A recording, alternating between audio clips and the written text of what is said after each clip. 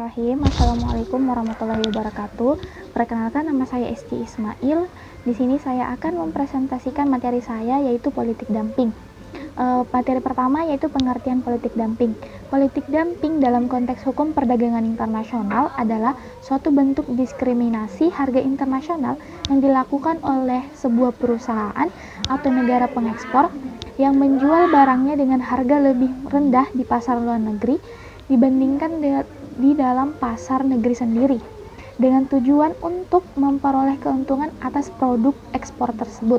Menurut Robert Willing, ada 5 tipe dumping yang dapat dilihat dari tujuan eksportir, kekuatan pasar, dan struktur importnya. Yang pertama itu market expansion dumping, yang kedua cyclical dumping, yang ketiga state trading dumping, keempat strategic dumping, yang kelima predatory dumping.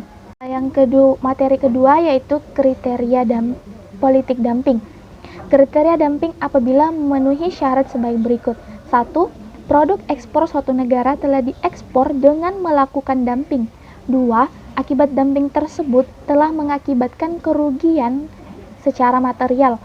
Yang ketiga, adanya hubungan atau causal link antara dumping yang dilakukan dengan akibat kerugian atau injury yang terjadi. Adapun beberapa kriteria negara yang menggunakan politik dumping yaitu 1. Negara memiliki tingkat perekonomian yang kuat dan stabil. 2. Produktivitas barangnya termasuk tinggi bahkan lebih.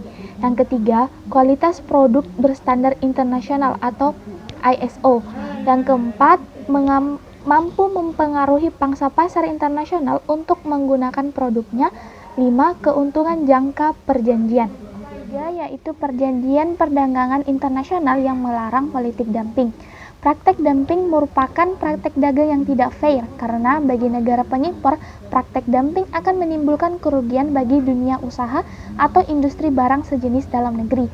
Dengan terjadinya banjir barang-barang dari pengekspor yang harganya jauh lebih murah daripada barang dalam negeri akan mengakibatkan barang sejenis kalah bersaing, sehingga pada akhirnya akan mematikan pasar barang sejenis dalam negeri, yang diikuti munculnya dampak ikutnya seperti pemutusan hubungan kerja massal, pengangguran, dan bangkrutnya industri barang sejenis dalam negeri. Praktek dumping adalah salah satu jenis isu penting dalam menjalankan perdagangan internasional agar terciptanya fair trade. Mengenai hal ini telah diatur dalam Persetujuan Anti-Dumping Agreement atau Agreement on the Implementation of Article 6 of GATT 1994, tarif yang diikat atau binding tarif dan pemberlakuannya secara sama kepada semua mitra dagang anggota WTO merupakan kunci pokok kelancaran arus perdagangan barang. Yaitu motif dan dampak dumping. Umumnya, motif suatu negara pengekspor yang melakukan dumping adalah merebut pangsa pasar bagi produknya di negara-negara tujuan ekspor. Ketika harga barang yang diekspor lebih rendah dari harga barang yang sama di negara tujuan ekspor, maka tentunya ini akan menguntungkan negara pengekspor. Karena secara rasional produknya akan digemari di negara luar negeri dan ini akan memberikan multiplier yang positif dan besar bagi perekonomian negara pengekspor.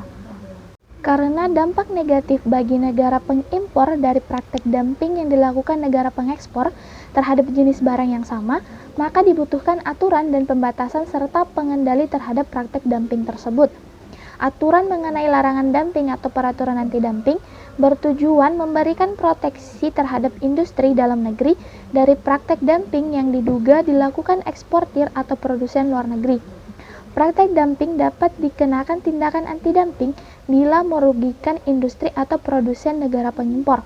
Hukuman bagi negara yang terbukti melakukan praktek dumping dan merugikan industri atau produsen dalam negeri akan dikenakan bea masuk anti-dumping atau BMAD. Hingga untuk menangani masalah dumping dan imbalan, pemerintah dalam hal ini Menteri Perindustrian dan Perdagangan membentuk Komite Anti-Dumping atau KADI dan beranggotakan unsur Deperindak, Depke, dan departemen atau lembaga non-departemen terkait lainnya. Komite tersebut bertugas 1. Melakukan penyelidikan terhadap barang dumping dan barang yang mengandung subsidi.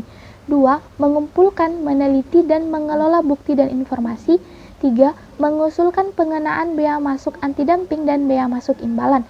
Keempat, melaksanakan tugas lain yang ditetapkan oleh Menteri Perindustrian dan Perdagangan. Yang kelima, membuat laporan pelaksanaan tugas.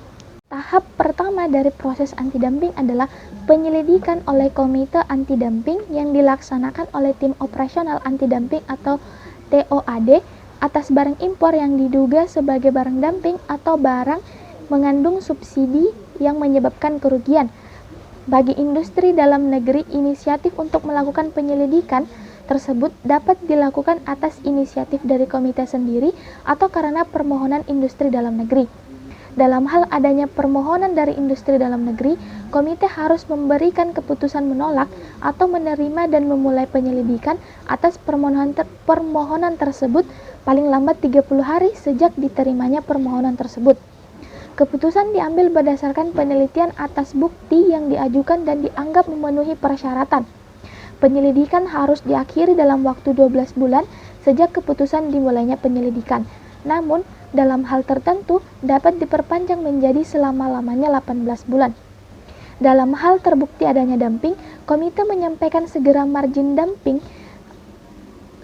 besarnya margin dumping dan atau subsidi neto dan mengusulkan pengenaan bea masuk anti-dumping atau bea masuk imbalan kepada Menteri Perindustrian dan Perdagangan.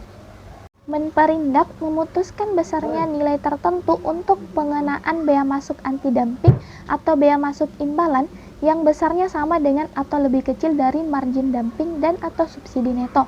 Atas dasar keputusan Menperindak tersebut, Menteri Keuangan menetapkan besarnya bea masuk anti-dumping atau bea masuk imbalan. Dalam hal tidak terbukti, komite menghentikan penyelidikan dan melaporkan kepada Menteri Perindustrian dan Perdagangan. Sekian penyampaian materi dari saya mengenai politik dumping. Kurang dan lebihnya mohon dimaafkan. Wassalamualaikum warahmatullahi wabarakatuh.